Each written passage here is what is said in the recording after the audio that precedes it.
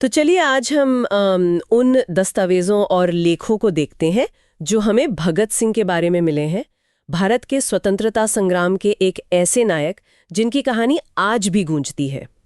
ये जो सामग्री है, ये छात्रों और प्रतियोगी परीक्षाओं की तैयारी करने वालों के लिए खास तौर पर अहम है। आज का मकसद है इन स्रोतों से भगत सिंह के क्रांतिकारी सफर और उनकी सोच के सबसे जरूरी पहलू निकालना। हाँ बिल्कुल। और इन स्रोतों को अगर देखें तो ये साफ है कि भगत सिंह सिर्फ एक शहीद नहीं थे, वो एक पूरी विचारधारा थे एक तरह से। सही कहा। 23 साल की उम्र में शहादत, वो तो है ही दिल दहलाने वाली बात है। पर जैसा इन कागजात में दिखता है, उनका वो बौद्धिक तेज, वो निडर सोच और पूर्ण स्वराज का इरादा। हाँ, पूर्ण स्वराज का अटल इरादा, ये उन्हें कहीं ज्यादा बड़ा बनाता है।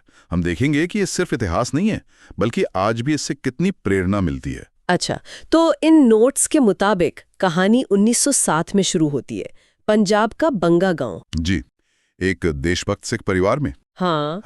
और फिर जलियांवाला बाग 1919 और असहयोग आंदोलन 1920-22। इन घटनाओं का जाहिर है गहरा असर पड़ा होगा। बिल्कुल, बहुत गहरा। लेकिन एक दिलचस्प बात जो इन लेखों में उभरती है वो है चौरी चौरा के बाद, जब गांधी जी ने आंदोलन वापस ले लिया, उससे हुई निराशा। हाँ, वो एक अहम मोड़ था।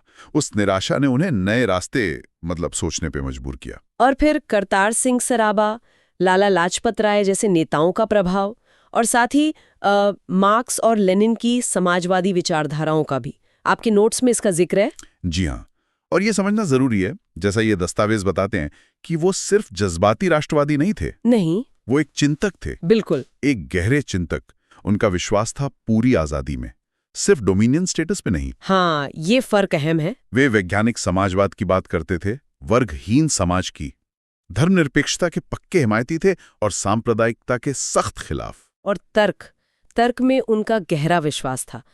वो उनका मशहूर लेख मैं नास्तिक क्यों हूं, इन स्रोतों में उसका जिक्र बार बार आता है। हाँ बिल्कुल। और उनका वो मानना था, जो आपने भी शायद पढ़ा होगा, क्रांति मानव जाति का अविच्छेद्य अधिकार है, स्वतंत्रता सभी का अविनाशी जन्मसिद्ध अधिकार है। जी, उनके मुख्य कामों पर अगर नजर डालें तो एक स्रोत हिंदुस्तान सोशलिस्ट रिपब्लिकन एसोसिएशन यानी HSRA के पुनर्गठन पर रोशनी डालता है। हाँ, चंद्रशेखर आजाद जैसे नेताओं के साथ मिलकर। हाँ, मकसद साफ था, हथियारबंद क्रांति से ब्रिटिश राज खत्म करना। जी।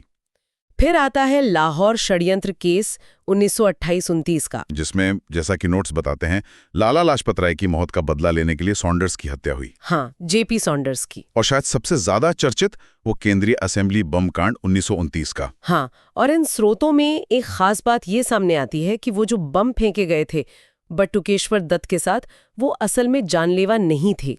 अच्छा, जी हाँ, जैसा दस्तावेज बताते हैं, उनका मकसद था पब्लिक सेफ्टी बिल और ट्रेड डिस्प्यूट्स बिल जैसे जो दमनकारी कानून थे, उनका विरोध करना। और उनके ही शब्दों में, बहरों को सुनाना। बिल्कुल, बहरों को सुनाना। और उन्होंने जानबूझकर गिरफ्तारी दी, ये भी अहम है, ताकि अदालत को एक मंच बना सके। हाँ, अपनी विचारधारा फैलाने का मंच।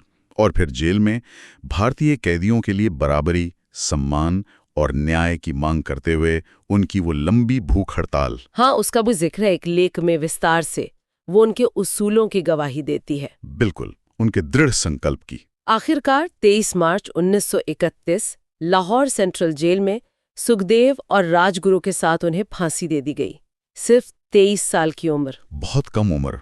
इन घटनाओं ने, जैसा कि स्रोत बताते हैं, पूरे देश में जबरदस्त बेचैनी पैदा की और भगत सिंह युवाओं के लिए एक अमर प्रतीक बन गए। और उनकी विरासत, वो आज भी जिंदा है, ये बात तो सभी स्रोत मानते हैं। हाँ, उन्होंने पीढ़ियों को नाइंसाफी के खिलाफ आवाज उठाने की हिम्मत दी है। आज भी भारतीय सिनेमा, साहित्य, राजनीतिक बहसों में उनका जिक्र लगातार होता है। राष्ट्रवाद, धर्मनिरपेक्षता, असहमति का अधिकार, इन मुद्दों पर उनके विचार आज भी प्रासंगिक हैं, जैसे आपके विश्लेषण में भी कहा गया है। जी। और खासकर सीखने वालों के लिए इन सामग्रियों से कई अहम बातें निकलती हैं, जैसे पहली, नैतिक हिम्मत, सही के लिए खड़े होने का जज्बा, चाहे अकेले ही क्यों न हो। सही कहा। दूसरी, जैसा एक लेख में है, विश्लेषणात्मक सोच, मतलब मुद्दों को सिर्फ सतह से नहीं बल्कि गहराई से समझना। हाँ, चीजों को एनालाइज करना। और तीसरी, एक बड़े मकसद के लिए सब कुछ दांव पर लगा देने की वो भावना।